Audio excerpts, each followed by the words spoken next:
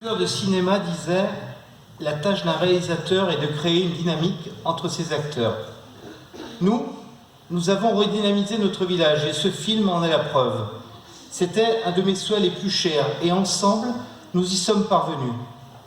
Alors, dynamisme, activité, manifestation, énergie, vitalité et je dirais également engagement.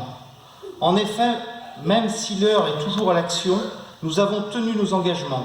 Cette année 2019 a donc été marquée par la réalisation de différents projets conformément à nos promesses et je me permets de vous les énumérer ce soir.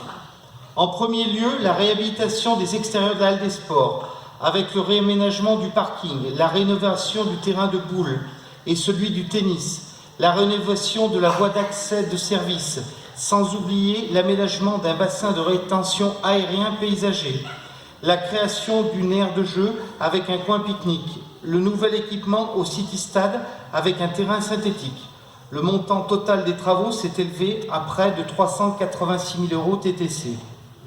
S'en est suivi l'acquisition foncière d'une parcelle de 2700 m² à l'entrée de Bourg. Nous avons acheté cette parcelle tout en demandant des subventions. Ces dernières ont été accordées, à savoir la DETR, dotation d'équipement des territoires ruraux, la région, le conseil départemental, sans oublier la communauté commune de Forest. L'année 2019 a été marquée par la réfection de la toiture de la mairie par l'entreprise Montet de Périgneux pour un montant de 29 000 €. Côté réalisation en cours, nous avons la rénovation du mur d'enceinte du cimetière pour un montant de 30 000 € et la rénovation également d'un appartement en régie. Pour ce qui est de l'avenir, il ne s'agit pas de le prévoir, mais de le rendre possible, disait Antoine de Saint-Exupéry.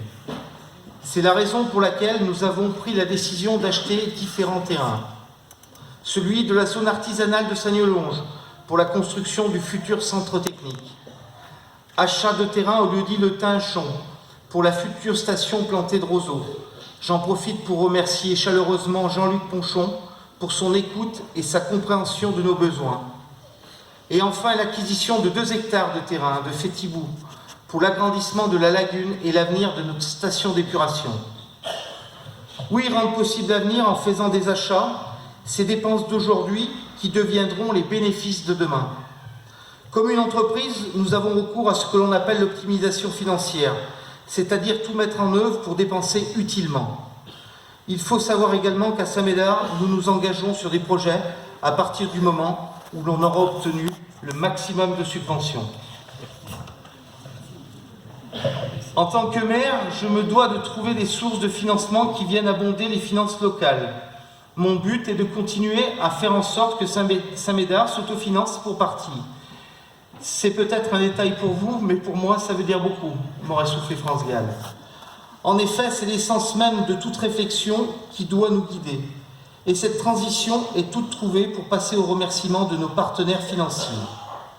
Avant tout, l'État, et plus particulièrement Monsieur le sous-préfet Rémi Ressiaud.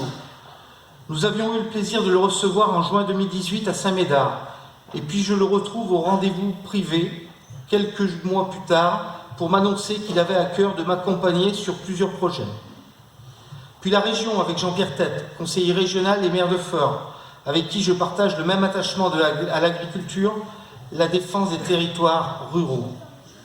Je remercie nos conseillers départementaux, Marianne Darfeuille et Pierre Véricel. Ils étaient de passage sur Saint-Médard le 27 septembre 2019, une visite qui faisait suite aux subventions allouées à notre commune au niveau de la voirie, une visite de découverte, une fierté pour notre village. Je n'oublie pas la communauté de communes de Forest, et en particulier son président Jean-Michel Merle.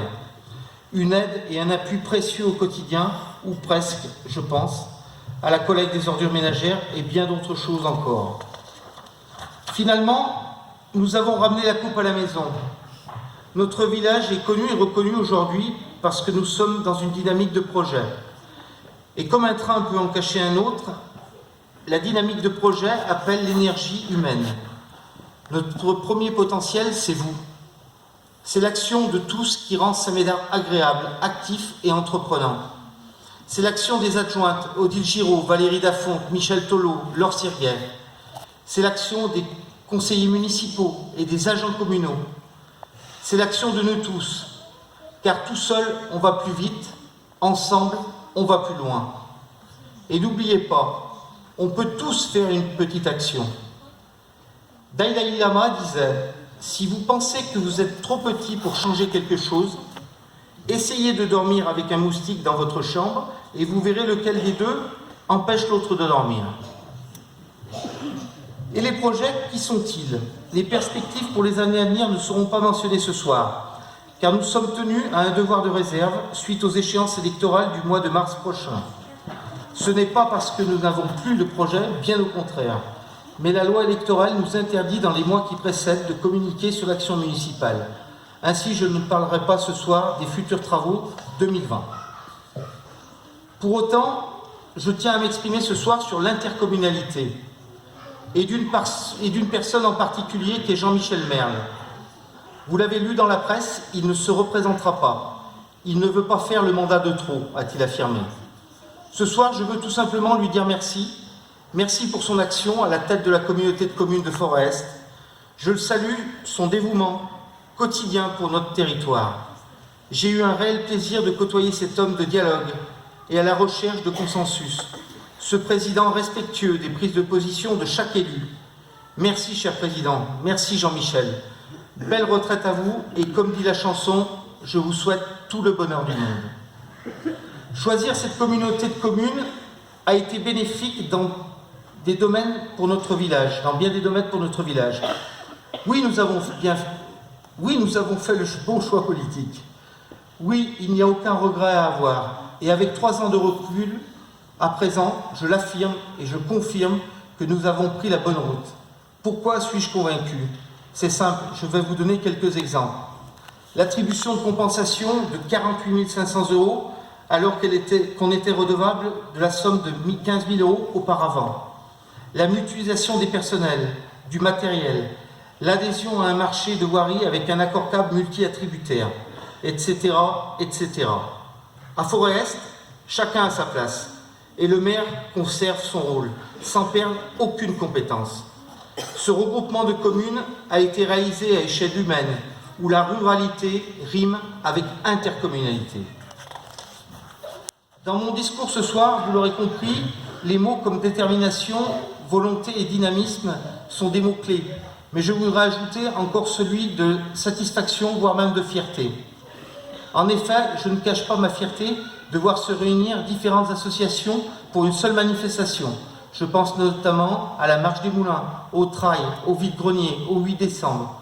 Nous avons réussi à redynamiser certaines associations, notamment le Comité des Saint-Médard de France.